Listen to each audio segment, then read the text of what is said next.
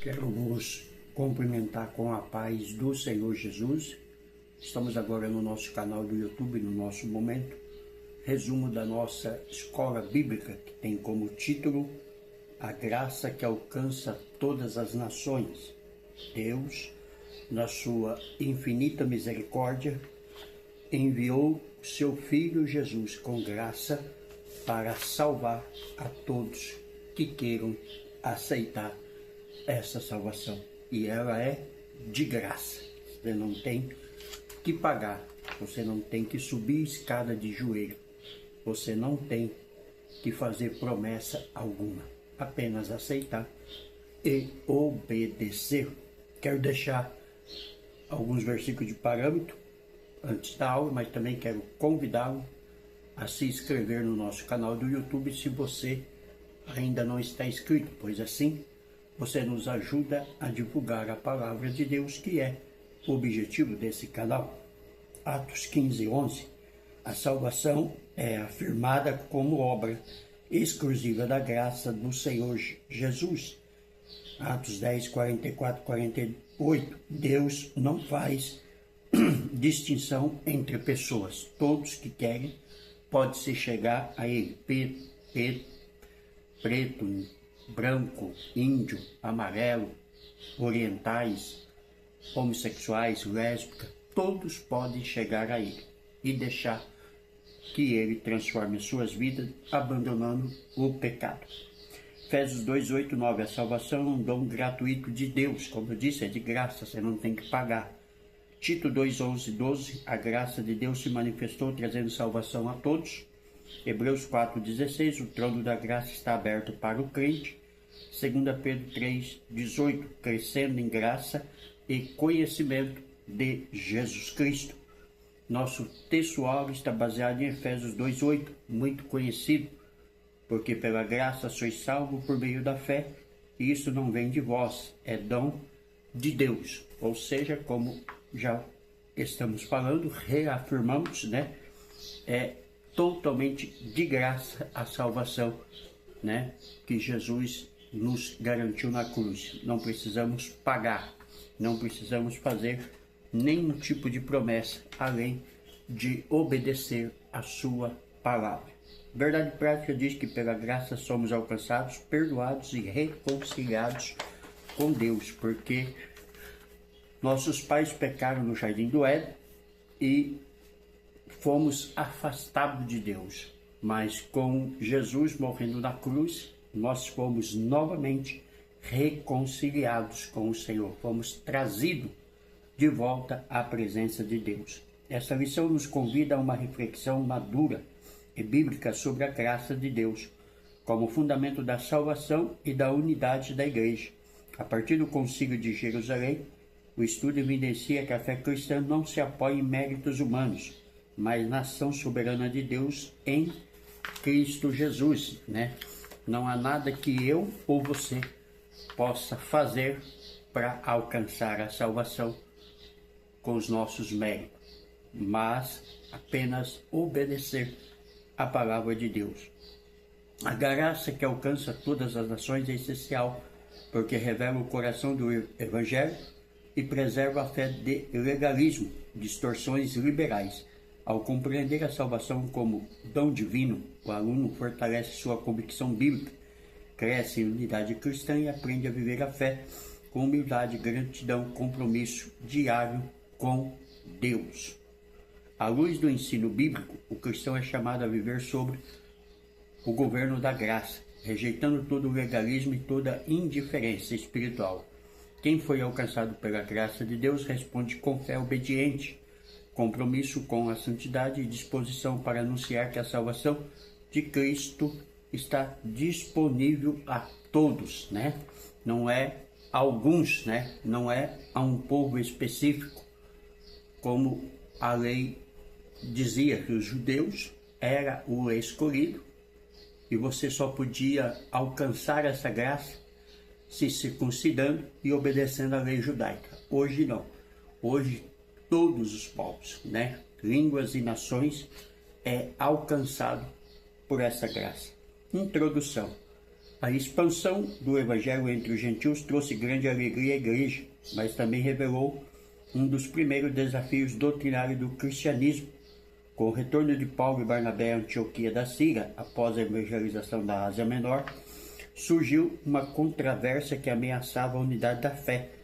A salvação estaria condicionada à observância da lei de Moisés? Cristãos oriundos do farisaísmo passaram a exigir a circuncisão dos gentios convertidos, provocando um debate decisivo sobre a natureza da graça. Diante dessa crise, a igreja viu-se em alguns dilemas que tinha que ser rejeitado. Então, a igreja, dentro de um concílio, buscou discernimento espiritual e fidelidade às escrituras, culminando numa decisão importante no concílio de Jerusalém, que mostrou que a graça de Deus alcança todas as nações, né? Então, a reunião do foco dos apóstolos e os missionários era mostrar que todos podiam ser salvos mediante a graça e não mediante rituais a qual Israel praticava como a circuncisão, que vamos falar mais tarde. Então, a questão crucial no Concílio de Jerusalém era se a circuncisão, isto é, a remoção do prepúcio, como um sinal do Antigo Testamento da aceitação do conselho de Deus e a obediência à lei que Deus deu através de Moisés, era necessário para a salvação.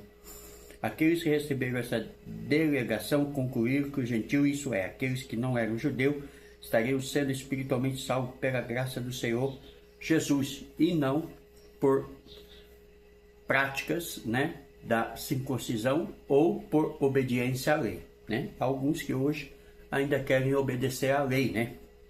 Como os adventistas do sétimo dia, guarda de sábado, não come alimento, outros não toma café, não come carne de porco, outro não toma Coca-Cola, o outro diz que tem que fazer isso, aquilo, aqueles que se martirizam a si mesmos, bate nos seus corpos, né?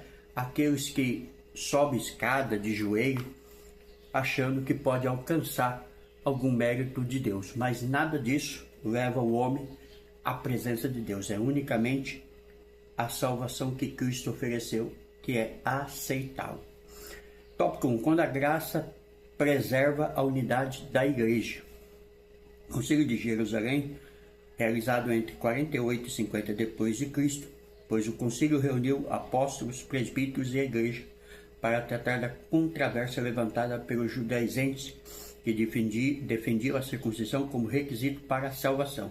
Atos 15, 1, 5. Contudo, tal exigência contrariava o ensino bíblico, pois a circuncisão nunca foi meio de justificação.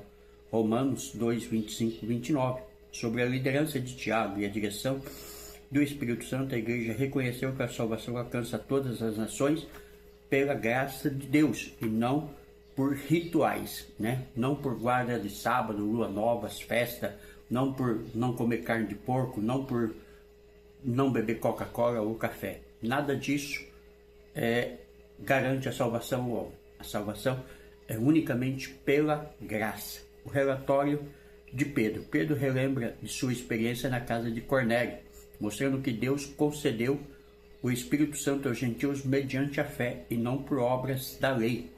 Atos 10, 44 a 46, Gálatas 3, 2, sem fazer distinção entre judeus e gentios. Deus purificou seus corações pela fé. Atos 10, 34 a 48. Assim, Pedro questiona a imposição do jugo da lei e afirma que todos são salvos pela graça do Senhor Jesus Cristo. Atos 15, 11, né? Então, neste relato a qual Pedro traz, ele fala sobre a visão que ele teve de um lençol descendo do céu, com as pontas atadas, aonde abre-se diante dele, e no conceito judaico havia ali vários animais impuros, e a voz do anjo disse a Pedro: mata e come. E Pedro disse: não posso colocar coisa impura na minha boca. Mas a voz insistia e dizia: mata e come. E após Pedro acordar, foi levado à casa de Cornélio, e ele entende que Cornélio recebeu o Espírito Santo, então não é mais impuro, pois Deus disse: não torne impuro aquilo que eu já purifiquei. Infelizmente, há muitos religiosos tornando impuro, aquilo que Deus já purificou e garantiu pela salvação no sangue e sacrifício perfeito de Cristo. O relatório de Paulo e Barnabé. Em seguida, Paulo e Barnabé relatam como Deus confirmou a missão gentílica por meio dos sinais e prodígios, Atos 4:30, milagres como a cegueira do mágico Cipriota, a cura em Listra e o livramento de Paulo, testemunham a aprovação divina, Atos 13:8-11, 14:8-10 e 14:19-20. Além disso, destaca que os gentios foram salvos pela graça, sem exigência da lei, Atos 13:12, Atos 44 e 48. Ou seja, Deus não estava salvando pelo ritual, Deus não estava salvando pela circuncisão, Deus não estava salvando pela obediência da lei de Moisés, Deus estava salvando pelo sacrifício perfeito do seu Filho Jesus, realizado na cruz do Calvário. O discurso de Tiago. Tiago, justo irmão do Senhor e líder respeitado da igreja, preside o concílio com discernimento espiritual, Gálatas 2:9. Após ouvir os testemunhos, reconhece que Deus visitou os gentios para formar dentre eles um povo para o seu nome, fundamentar sua proposta nas Escrituras, citando Amós 9:11-12, mostrando que a inclusão dos gentios já fazia parte do plano redentor de Deus. Assim afirma que a missão gentílica não contradiz a revelação, mas a cumpre. O concílio decide não impor a lei mosaica aos gentios, recomendando apenas abstinência de práticas que comprometeriam a comunhão, como idolatria, imoralidade sexual, carne sufocada e comer sangue. Quero destacar aqui a proibição de comer sangue. Nada tem a ver com o ensino das testemunhas de Jeová de transfusão de sangue. Comer sangue é matar um animal, cozinhar aquele sangue e comê-lo, ou beber, como se faz nos rituais do diabo nas macumbas. Esse sim é proibido, Mas a transfusão de sangue é salvação. Então as testemunhas de Jeová cometem um grande erro, deixando às vezes filhos, mulher, marido, amigos, irmãos, pai e mãe morrer por causa da transfusão de sangue, sendo que o próprio Senhor Jesus fez a maior transfusão de sangue, que foi derramar o seu sangue na cruz do Calvário para salvar a mim e a você. Então, quando a Bíblia diz proibido comer sangue, nada tem a ver com a transfusão de sangue. A decisão é comunicada por carta às igrejas gentílicas, enviada com Paulo, Barnabé, Judas e Silas, reafirmando a direção do Espírito Santo, Atos 15:28, e trazendo consolo e unidade. Após isso, surge a divergência entre Paulo e Barnabé contra João Marcos, resultando na separação dos dois líderes. Ainda assim, a obra missionária prossegue e Marcos é posteriormente restaurado. Colossenses 4:10, 2 Timóteo 4:11. A decisão do concílio revelou que a graça que preserva a unidade da igreja é a mesma que Deus oferece como dom de salvação a todos, sem distinção. Então a salvação é para todos, como abrimos essa lição, não é para um povo específico, Todos que quiser pode ser salvo pela graça de Deus. Auxílio bíblico exegético. A importância da circuncisão, segundo o conceito judaico. A circuncisão era uma das práticas mais importantes do judaísmo. Era central para a identidade judaica. Outras alianças tinham sinais diferentes. Por exemplo, o arco no céu, Gênesis 9:12, 13:17, que foi o pacto que Deus fez com Noé após o dilúvio, dizendo que não destruiria mais a terra, mas a circuncisão colocava a marca da aliança na própria carne da pessoa. Gênesis 17:11 e 13, onde o prepúcio do homem, era cortado, aquela pelinha, no órgão genital masculino. A centralidade da circuncisão na vida judaica regular antes de Adriano pode ser exemplificada na reunião de convidados, nas noites entre o nascimento de um menino e sua circuncisão no 8º dia de vida. Uma obra pré-cristã opinava que a falha de alguns judeus, filhos de Belial, em circuncidar seus filhos traria a ira sobre todo Israel por apostasia.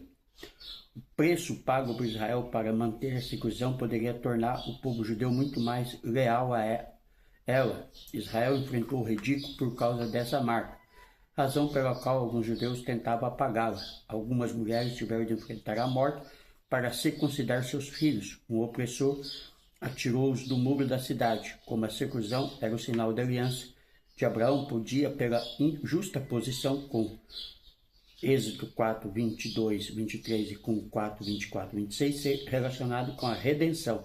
Por isso, o mérito envolvido na circuncisão na época da igreja, alguns achando que essa prática ainda deveria ser mantida. Mas isso era algo que Deus havia feito apenas para o judeu, né? E era uma marca temporária da verdadeira marca, igual a questão de rasgar as vestes, de raspar a barba pela metade, raspar o cabelo pela metade, jogar cinza na cabeça. Eram marcas judaicas que Deus iria abolir, pois mais tarde os profetas disseram que Deus estava cansado desse ritual. Deus estava cansado de sacrifícios que não resolviam o problema, que era o caso do sacrifício animal, que apenas encobria o pecado. Deus queria corações contritos, limpos, restaurados e perdoados. Um presente de salvação para todos, que é a graça de Deus. A palavra grega, charis, significa favor, bondade e dom imerecido. No Novo Testamento, a graça descreve a iniciativa soberana de Deus em salvar o ser humano, não por obra ou mérito, mas por amor e misericórdia. Efésios 2, 8, 9. Diante do drama universal do pecado, que separou toda a humanidade de Deus, Romanos 3, 23, a graça se apresenta como o único meio de reconciliação. A lei revela o pecado, mas não salva. Somente a graça concede vida, pois onde superabundou o pecado, superabundou a graça de Deus. Romanos 5, 20. Por isso vamos pecar mais, para mais ter graça de Deus? Não. É apenas uma linguagem figurativa de Paulo. Porque quanto mais pecador, mais graça é. Porque uma pessoa que veio do mundo do crime, que cometeu coisas horríveis, é alcançado pela graça, ele vai dar muito mais valor do que alguém que apenas nasce num lar cristão. Como o caso dos filhos, que muitas das vezes não dá valor, às vezes, à graça e à salvação, porque ele já nasceu dentro dessa fé. Mas um pecador que realmente viveu no mundo e na mão do diabo, e era cavalo do diabo, quando ele é alcançado, ele realmente reconhece essa graça. Jesus Cristo como a manifestação da graça. A graça alcança sua plena expressão na pessoa e na obra de Jesus Cristo. Por amor, ele se fez pobre para nos enriquecer espiritualmente. 2 Coríntios 8, 9. Em Cristo, a graça não apenas perdoa, mas justifica e transforma, conduzindo o crente a uma vida santa e piedosa. Romanos 3, 24, Tito 2, 11 e 12. Sua morte substitutiva e ressurreição garante redenção, perdão e nova vida àqueles que crêem. João 1, 17, né? Então, a morte de Cristo, a ressurreição de Cristo é o passaporte e a garantia da nossa salvação. A graça é para todos os povos, sem exceção. O Concílio de Jerusalém confirmou que a salvação não exige a observância da lei mosaica, sendo oferecida igualmente a judeus e gentios pela graça mediante a fé. Atos 15, 11. Em Cristo não há barreiras éticas, culturais ou religiosas. Todo aquele que invoca o nome do Senhor será salvo. Romanos 10, 13, né? Todos aqueles que querem, né, Jesus, todos aqueles que querem a salvação, basta invocar o nome do Senhor. Basta crer no nome do Senhor Jesus. Paulo deixou claro ao carcereiro: crê tu no Senhor Jesus, será salvo tu e a tua casa. Essa graça universal deve ser recebida pela fé em Jesus Cristo, o único Salvador. Efésios 2:8, Tito 3:4-7. Diante dessa graça tão ampla e suficiente, somos chamados não apenas a recebê-la, mas a viver sob o seu governo. A graça que salva também ensina, corrige e fortalece. Quem foi alcançado por ela responde com gratidão, fé, perseverança e uma vida que glorifica a Deus em obediência e amor, e não em méritos, não em circuncisão, não em observância à lei, não a ritualísticos, né? Mas ele é alcançado pela fé, pois a fé vem pelo ouvir e ouvir a palavra de Deus. A graça que respeita. Em seguida vem o amargo da mensagem. Pareceu bem, Edox, ao Espírito Santo e a nós, ou seja, o concílio, os apóstolos, né? O Espírito Santo e eles agora têm uma decisão. Dessa forma, os apóstolos, os anciões, estavam expressando sua convicção da presença divina, autoridade e decisão que haviam tomado. Pedro e João lembraram a promessa de Jesus aos discípulos, mas quando vier aquele Espírito da verdade, ele vos guiará em toda a verdade. João 16:13. E agora, nesse primeiro concílio, o Espírito guia eles na verdade, que não é a circuncisão, não é a lei, mas a graça que salva. A lei e a circuncisão eram sombras do que viria no futuro. Eles haviam recebido o Espírito Santo no Pentecoste e agora podiam afirmar ter recebido a orientação divina. A decisão não era vos impor mais encargo algum, senão essas coisas necessárias.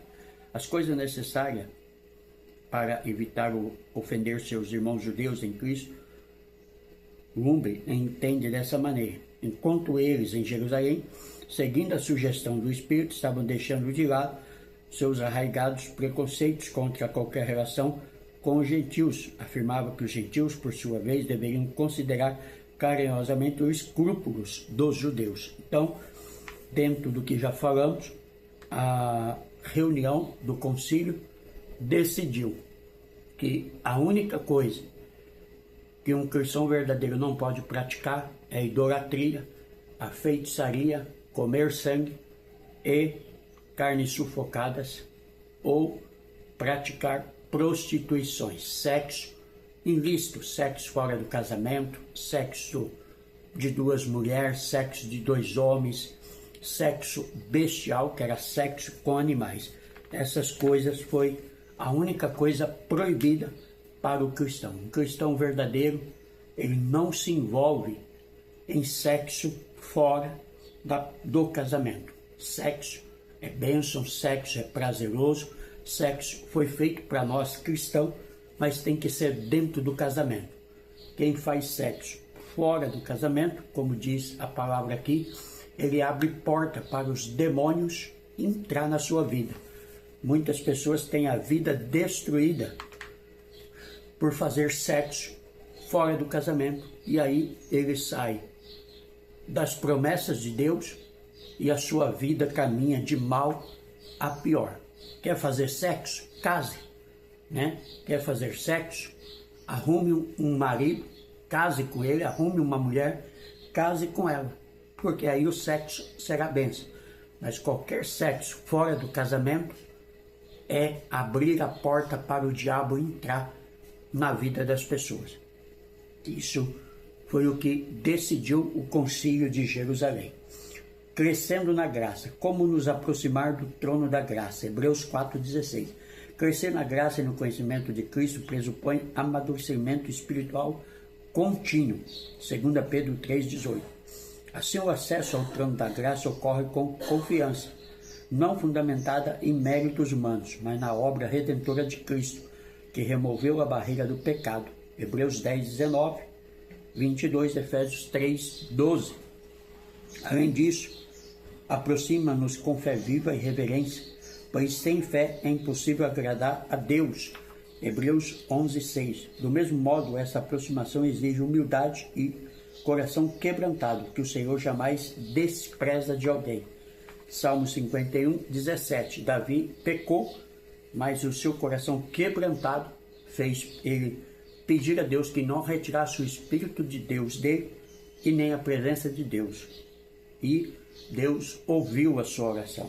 Pagou um alto preço pelo seu pecado, porque o pecado tem consequência, né? Ninguém vai pecar e sair ileso, mas recebeu o perdão de Deus. Por isso o trono é chamado de trono da graça. Dele procede misericórdia, perdão, socorro e poder espiritual. Quando devemos nos chegar ao trono da graça? As Escrituras orientam que busquemos a graça em tempo oportuno. Hebreus 4,16. Isso significa que o auxílio divino está sempre disponível no momento exato da necessidade. Com efeito, Deus é socorro bem presente na angústia. Salmo 46,1. E jamais se atrasa. Portanto, o trono da graça não é inacessível, nem reservado a poucos, mas permanece aberto a todos os crentes que podem se chegar com confiança, hoje e sempre pela fé em Jesus Cristo, né?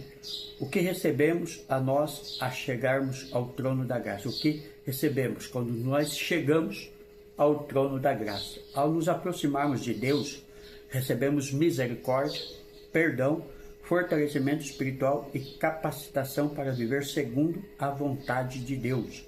Romanos 3:24, Filipenses 2:13. Assim, toda a vida cristã depende dessa graça, desde a salvação até o crescimento contínuo em Cristo. Tito 2:11-12 e 2 Pedro 3:18.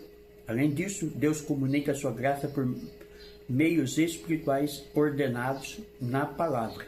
2 Timóteo 3,15. A pregação do Evangelho, Romanos 1,16. A oração, Hebreus 4,16. O jejum, Mateus 16,18. A adoração, Colossenses 3,16. A plenitude do Espírito Santo, Efésios 5,18. E a comunhão, a mesa do Senhor, Atos 2:42. Então, a graça, ela faz nós termos uma vida agora guiada por Deus e pelo Espírito de Deus. Conclusão.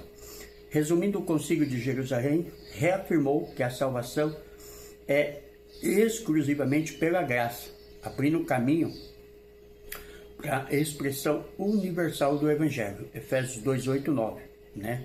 A salvação não vem de vós, é dom de Deus, é de graça, tá? Não é por mérito humano algum.